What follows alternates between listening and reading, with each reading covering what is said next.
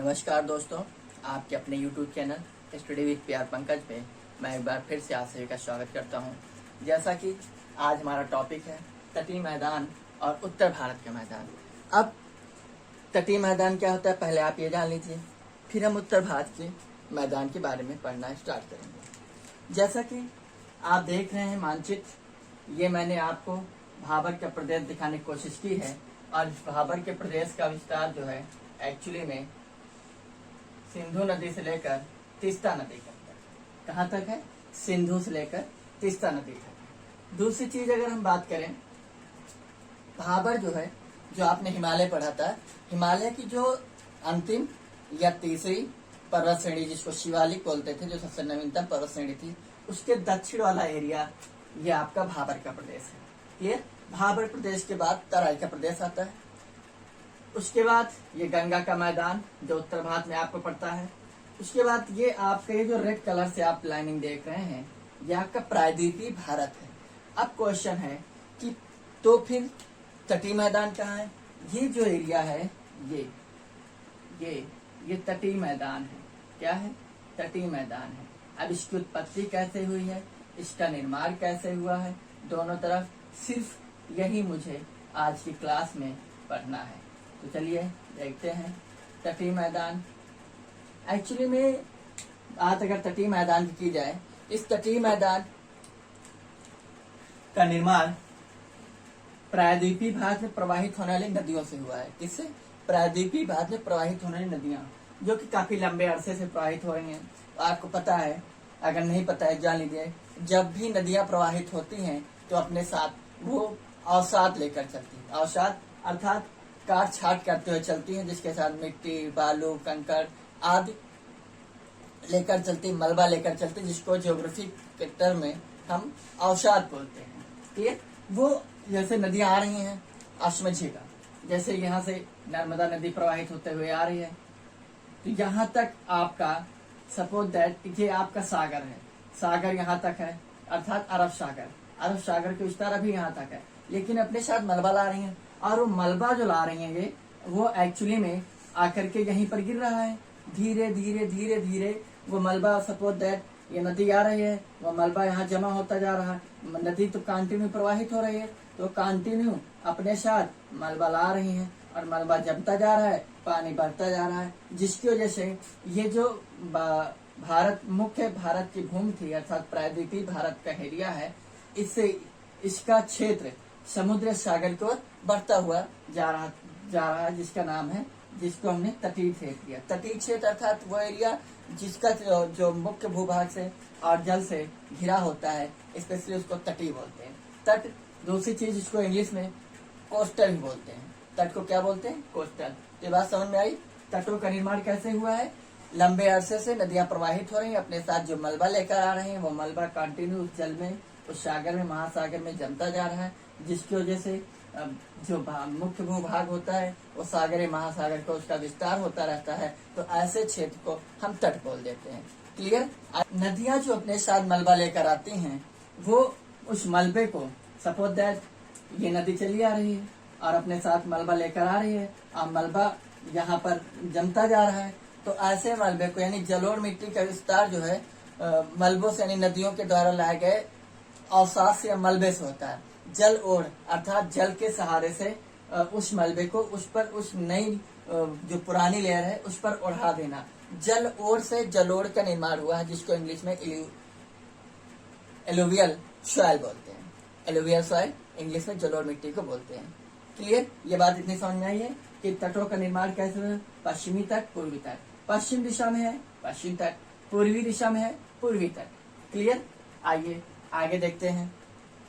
बात अगर हम पश्चिमी तट की करें, तो जो तट हैं, इनके जो राज्य हैं, तो राज्यों के आधार पर अलग अलग इनके नाम दिए गए हैं तटों के। जैसे गुजरात का तट है, तो मैंने यहाँ पर लिख रखा है, आप देख रहे हैं, ये काठियावाड़ तट है। गुजरात के तट को क्या बोलते हैं? काठियावाड़ तट बोलते हैं। वैसे ही महाराष्ट्र से लेकर गोवा तक के तट को कोंकण तट बोलते हैं। कोंकण, ठीक है, क्या बोलते हैं? कोंकण तट बोलते हैं।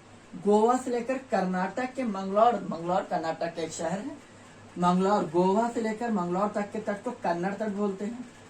वैसे ही मंगलौर से लेकर कन्याकुमारी तक के तट को मालाबार तट बोलते हैं। इस प्रकार से अगर आपसे पूछा जाए कि पश्चिमी तट का निर्माण कहाँ तक है, तो पश्चिमी तट का जो निर्माण है वो गुजरात से लेकर कन्याकुमारी, लेकिन मुख्य रूप से महाराष्ट्र से लेकर कन्याकुमारी तक है। क्लियर। अभी पश्चिमी तट का ज्यादा विस्तार कहाँ है? नर्मदा और ताप्ती नदी के क्षेत्र का जो एरिया है वहां पर इनके इस तट की चौड़ाई ज्यादा है। कहाँ? नर्मदा और ताप्ती नदी के बीच का जो भी तटीय क्षेत्र है उस वहां पर इनकी चौड़ाई पश्चिमी तट की ज्यादा है। कुछ झीलें स्थित हैं, झीलों का टॉपिक नहीं लेकिन कुछ प्रमुख चीजें हैं। अब जैसे कुछ झीलें हैं जैसे लाइगोन झील। अब क्वेश्चन क्या है? लाइगोन झील।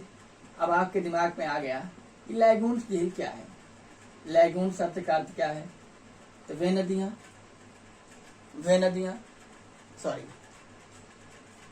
वे झीलें जिनका संपर्क समुद्र से हुई हो, तो ऐसे झीलों को लाइगोन झील बोलते हैं। कहाँ तक हो? समुद्र से भी हो। जैसे सपोज दैट आप मान लीजिए ये कोई झील है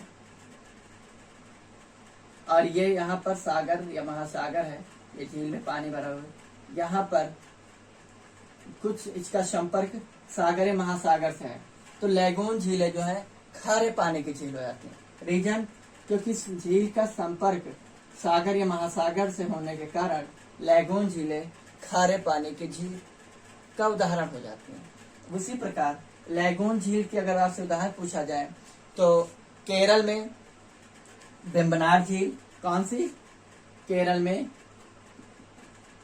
वेम्बनाड झील। और ये केरल में है आपके अष्टमुदी झील। ये पश्चिमी घाट पर स्थित लैगून झील का उदाहरण है। केरल में लैगून झील को कयाल भी बोलते हैं। क्या बोलते हैं? कयाल। लेकिन आप जान लें एक चीज और, लैगून झील को अनूप झील भी बोलते हैं। क्या बोलते हैं? अनूप झील भी बोलते हैं। तो केरल में दो प्रमुख झीलें हैं, वेम्बनाड झील और अष्टमुदी झील। ये स्पेशली केरल में स्थित झीलें हैं।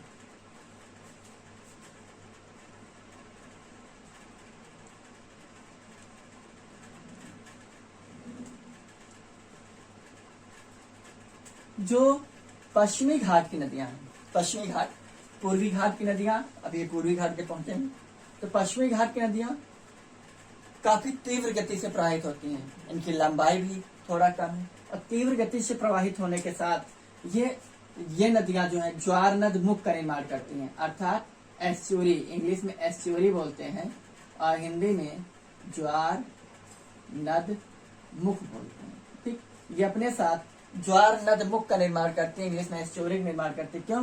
क्योंकि इनकी जो स्पीड होती है वो काफी तेज होती है, जिसकी वजह से ये जो नदियां हैं ये डेल्टा का निर्माण नहीं कर पाती हैं। किसका निर्माण नहीं कर पाती हैं? डेल्टा का। अब डेल्टा का निर्माण कैसे होता है? एक्चुअली में सपोज दैट जो नदियां प्रवाहित हो रही हैं, पर्वत पठार से प्रवाहित होकर चली आ रही हैं और उनको मैदानी क्षेत्र मिल गया, तो अपने साथ पर्वत पठार से प्रवाहित होकर चली आ रही हैं, तो वे अपने साथ अच्छी खासी मात्रा में मलबा लेकर चल रही हैं, अवसाद लेकर चल रही हैं।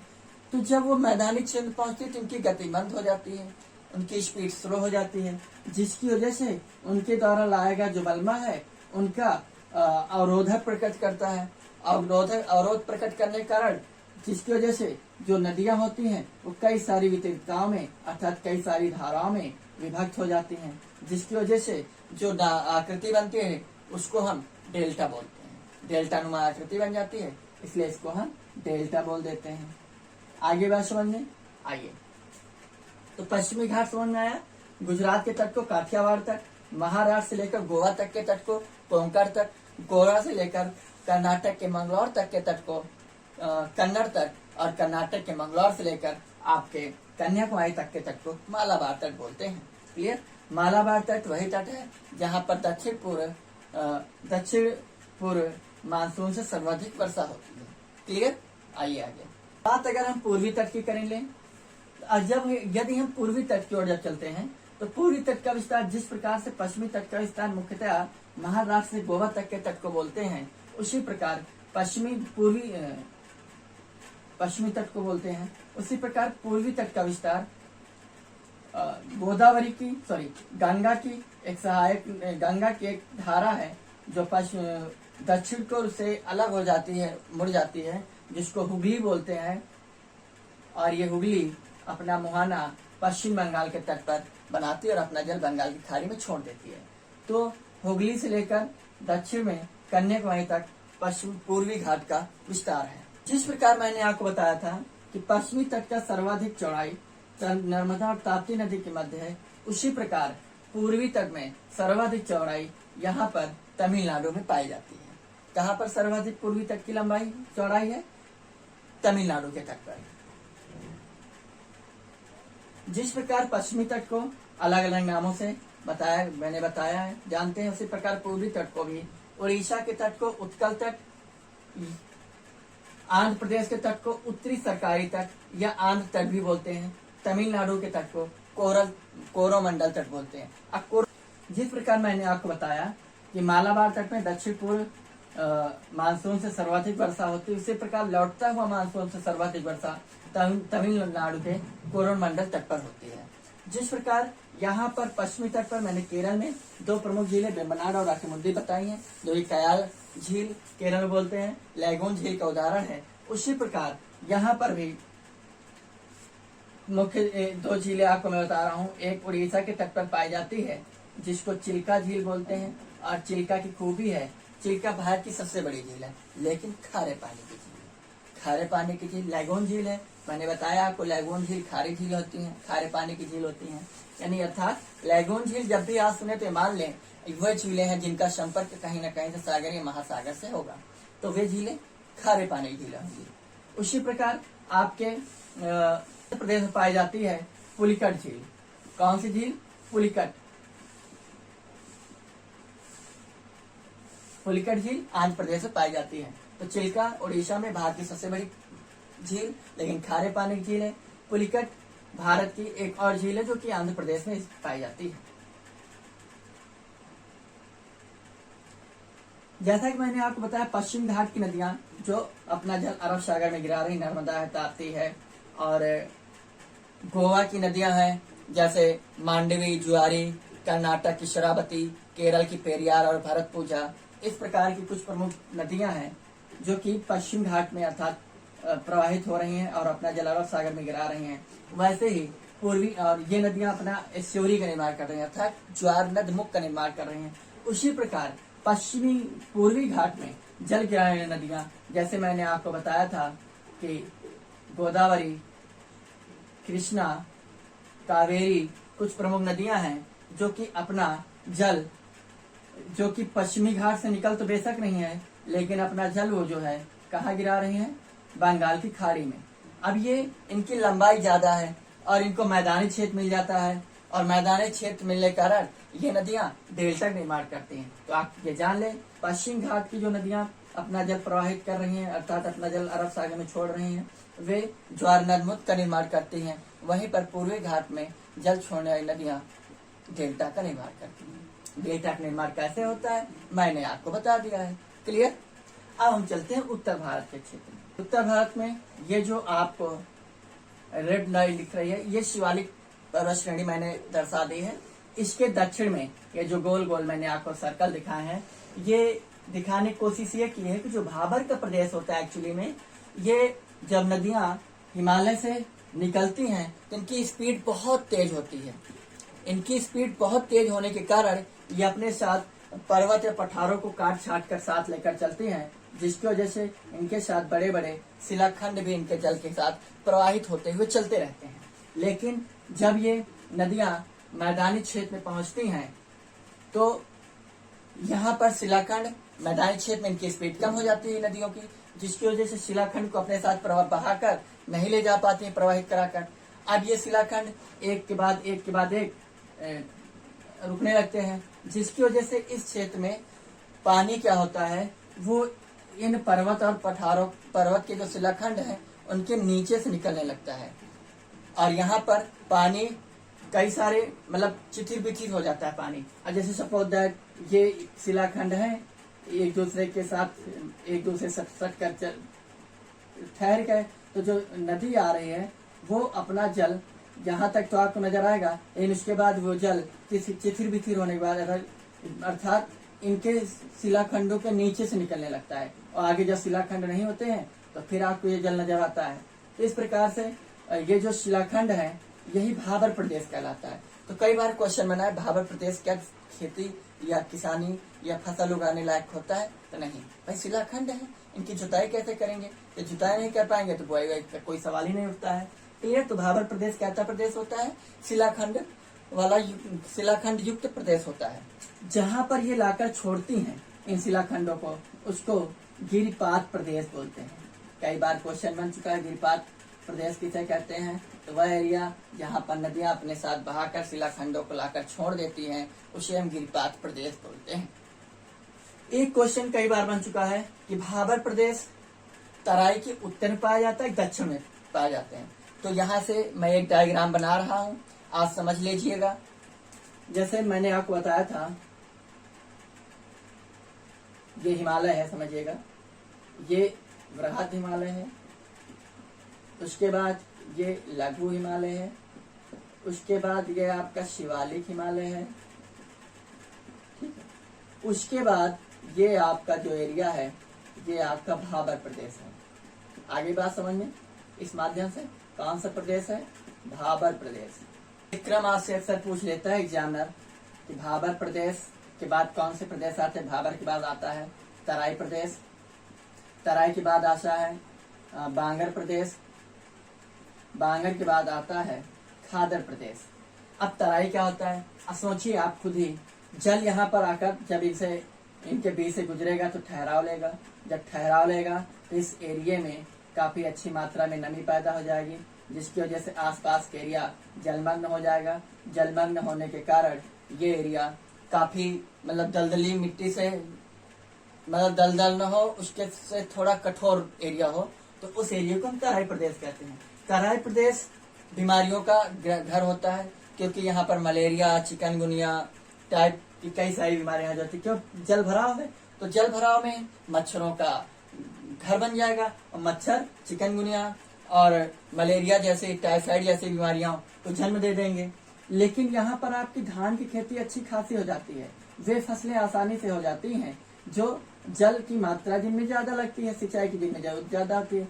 यहाँ पर गन्ने की भी खेती हो जाती है, यहाँ पर आपके क्या बोलते हैं धान की खेती अच्छी खासी होती है। और ये एरिया जो है भारत में लमसम 20 किलोमीटर चौड़ाई में पाया जाता है। क्लियर? तराई हो गया। तराई के बाद अगर हम बांगर की बात करें तो बांगर आप समझिए, यहाँ पर जैसे मान लीजिए नदी है, नदी प्रवाहित हो रही है, ठीक है, नदी में बाढ़ आई इस एरिया में, इस एरिया में प्रतिवर्ष बाढ़ आती है। तो जो मान लो आप अगर किसी गंगा या किसी नदी के आसपास के क्षेत्र हो तो वहां पर कटरी बोलते हैं, हमारे यहाँ तो कटरी बोलते हैं, कुछ जगह कछार बोलते हैं, ठीक है। तो वो एरिया प्रतिवर्ष जब भी नदी में बाढ़ आती है तो जलमग्न हो जाता है, अर्थात उस एरिया में प्रतिवर्ष वहां की मिट्टी नई हो जाती है। तो जब मिट्टी नई हो जाती है, जिसके चलते वो मिट्टी काफी उर्वरक युक्त हो जाती है, फसल के लिहाज से काफी उपयोगी हो जाती है। तो वो मिट्टी जो प्रतिवर्ष नई हो जाए बाढ़ के कारण, उसको खादर बोलते हैं। अब याद रखने का तरीका, खाद का काम क्या है? उर्वरक का काम, उर्वरकता को बढ़ा देती है जहां पे डाल देते हैं। तो खादर कैसी भूमि है? उर्वरक युक्त। अब वो मान लीजिए ये खादर के बाद का एरिया है, यहाँ साल 2 साल में कभी कभार बाढ़ आई या नहीं आई, तो यहाँ पर सिंचित एरिया है। तो वो एरिया जहाँ पर साल 2 साल या लंबे अरसे तक बाढ़ ना आई हो, उसको बांगर बोलते हैं। बांगर कम उपजाऊ वाली मिट्टी होती खादर की अपेक्षा, खादर की अपेक्षा बांगर कम उपजाऊ वाली मिट्टी होती है। बात समझ में आ गई? अब क्वेश्चन कि खादर और बांगर किसके हिस्से हैं? तो जलोढ़ मिट्टी जो होती है, क्योंकि क्या है यहाँ पर नदी अपने साथ मिट्टी जल के माध्यम से उड़ा देगी एक लेयर, ठीक है, तो जलोढ़ मिट्टी हो जाएगी। तो जलोढ़ मिट्टी के 2 भाग हैं, एक खादर है, एक बांगर है। अब खादर बांगर क्या होता है? नई जलोढ़ मिट्टी को खादर बोलते हैं और पुरानी जलोढ़ मिट्टी को बांगर बोल देते हैं। क्लियर? आगे बात समझ में? तो भाबर प्रदेश, तराई का प्रदेश, बांगर प्रदेश और खादर प्रदेश, ये सारी चीजें समझे। भाबर, बांगर और खादर में अंतर समझिएगा। भाबर वो एरिया है जहाँ पर वो एरिया है जो शिलाखंडों से भरा होता है और वहां पर उनके नीचे जल प्रवाहित होता रहता है, तो उसके आसपास के एरिया जलमग्न हो जाता है, अर्थात नमी युक्त अच्छी खासी नमी होती है, तो उसके आसपास के एरिया तराई का रूप ले लेता है। और तराई फसल के लिहाज से जैसे अधिक सिंचित वाली फसलों के लिए काफी उपजाऊ हो जाता है। धान की खेती, गन्ने की खेती, इस प्रकार की खेती आप तराई के क्षेत्र में कर सकते हैं। तराई के क्षेत्र में अच्छी खासी मात्रा में बीमारियां जन्म लेती हैं, जिन बीमारियों का गढ़ बन जाता है। रीजन अब जल भरा हुआ है तो मच्छर अपना घर बना लेंगे, और मच्छर तो अपने साथ कफन लेकर चलता है। सबसे अच्छी खूबी उसके साथ ये है कि आप जिसको देखो वही मार देता है, तो कफन लेकर चलता है मच्छर। उसके बाद बांगर और खादर, जहाँ पर प्रतिवर्ष मिट्टी नई हो जाए बार के माध्यम से, तो उसको खादर बोल देते हैं। खादर यानी वो मिट्टी जो खाद या जो उर्वरक युक्त हो, अर्थात जो फसल के लिए काफी उपयोगी हो। बांगर मिट्टी, खादर और बांगर दोनों उपयोगी हैं, लेकिन इन दोनों की एक दूसरे की कंपेरिजन में खादर अधिक उपजाऊ मिट्टी हो जाती है बांगर की अपेक्षा। दोनों ही जलोढ़ का रूप है, जलोढ़ मिट्टी का रूप है, तो नई जलोढ़ मिट्टी को खादर बोल देते हैं, पुरानी जलोढ़ मिट्टी को बांगर बोल देते हैं। आज के लिए इतना ही। क्लियर? और उम्मीद करते हैं कि आपकी समझ में आ गया होगा। तो आज सभी का एक बार फिर से प्लीज कमेंट जरूर कर दिया करें। इससे क्या है, एक एनर्जी मिलती है पढ़ाने की। ठीक है? प्लस सब्सक्राइबर्स बढ़ाते रहिए आप सभी लोग, और शेयर करते रहिए ताकि लोगों के पास ये आपके माध्यम से पहुंच सके, और जिन लोगों के पास ये पहुंच जाएगा उनका भी अपना जीवन उद्धार हो जाएगा। तो प्लीज आप सभी का बहुत बहुत धन्यवाद। Thank you. जय हिंद, जय भारत।